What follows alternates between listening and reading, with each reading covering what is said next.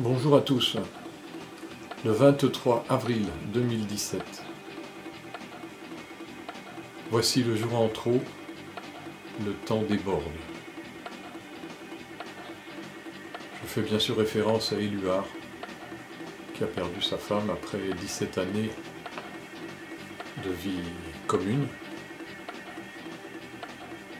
Là, il s'agit de l'élection présidentielle qui a donné 1% à François Asselineau, qui pourtant a expliqué en long, en large et en travers que l'Europe était une dictature.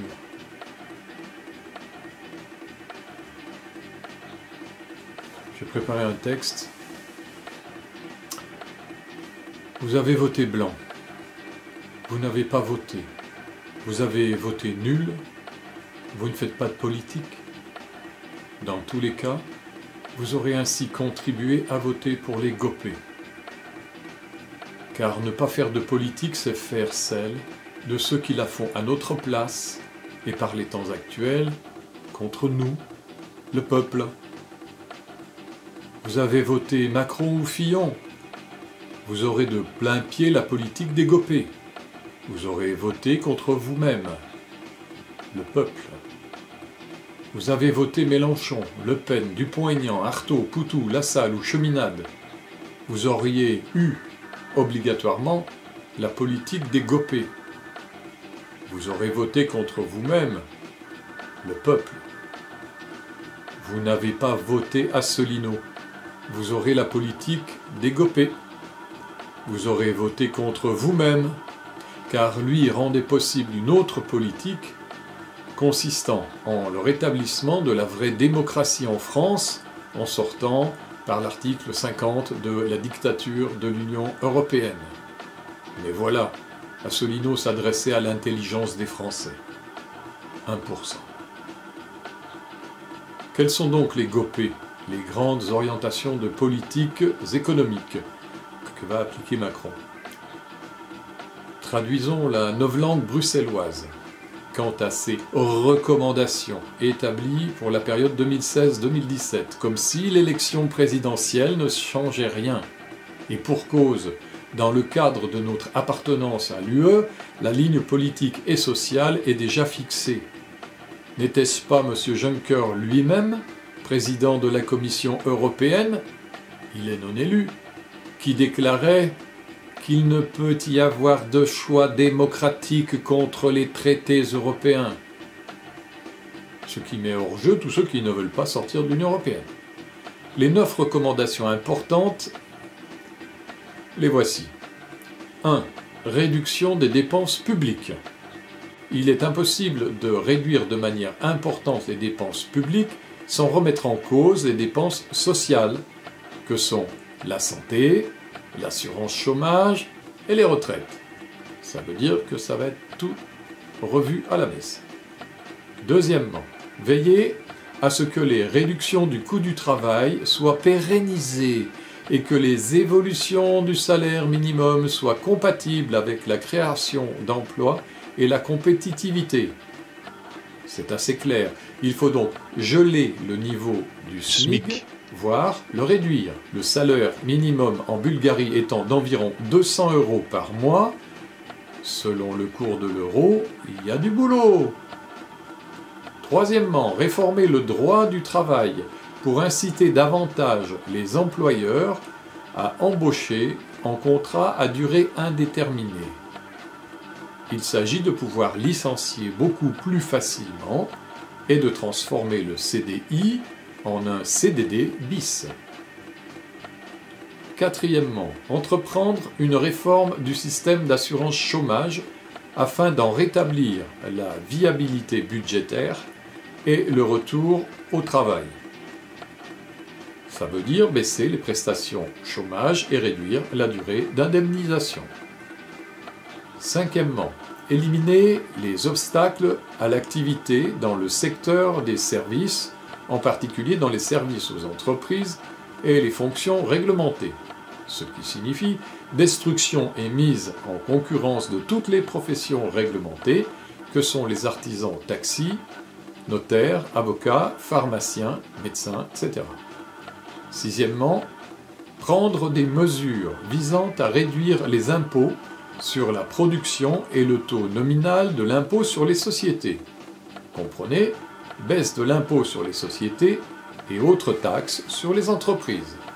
Septièmement, élargir la base d'imposition sur la consommation, notamment en ce qui concerne la TVA. C'est très clair, on baisse les impôts sur les sociétés et on augmente la TVA, impôt non redistributif et payé par tous les citoyens. 8. Supprimer les dépenses fiscales inefficaces, notamment celles dont le rendement est nul ou faible. C'est la fameuse suppression de l'impôt de solidarité sur la fortune. Neuvièmement, adopter la réforme concernant la retenue à la source de l'impôt sur le revenu des personnes physiques d'ici à la fin de l'année 2016. Là, ils ont peut-être un peu de retard. C'est la fin de la notion de foyer fiscal et la remise en cause potentielle de la politique familiale. Conclusion. Les candidats à la prochaine élection présidentielle auront beau se prévaloir, comme à chaque élection précédente, d'une insoumission, de patriotisme économique, de désobéissance aux traités, de souverainisme, de fermeté avec la Commission européenne, de renégociation des traités, etc.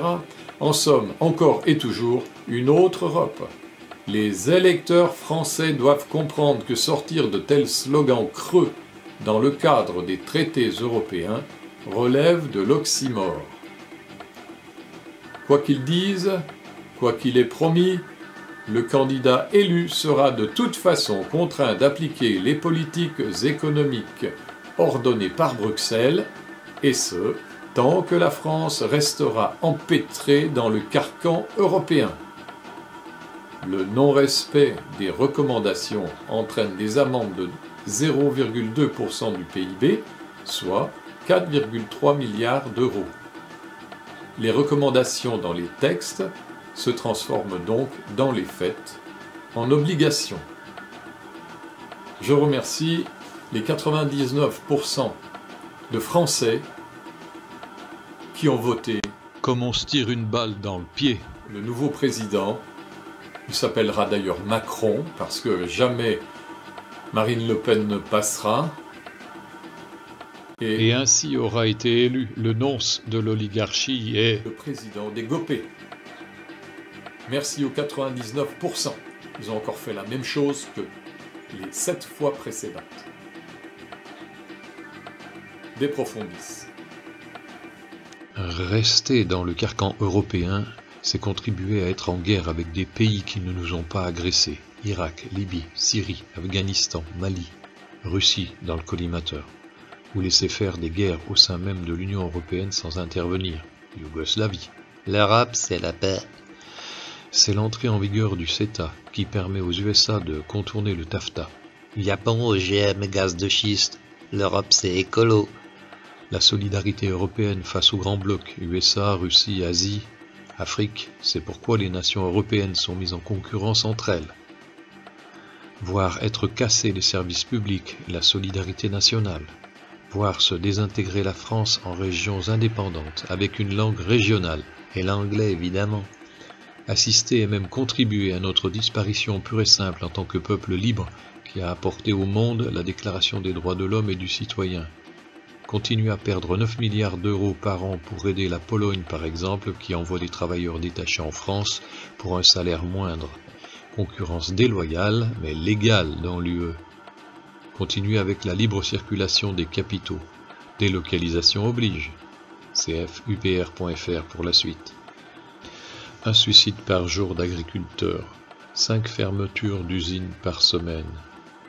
800 familles qui basculent sous le seuil de pauvreté chaque jour. En somme, c'est étalé au grand jour la connerie des 99%. Moi, je suis pour l'Europe. Y aura-t-il des repentis lors des prochaines élections législatives pour élire des députés du Frexit, afin d'être des graviers dans le broyeur de l'Union européenne? Fait le 25 avril 2017, Roland Guetta.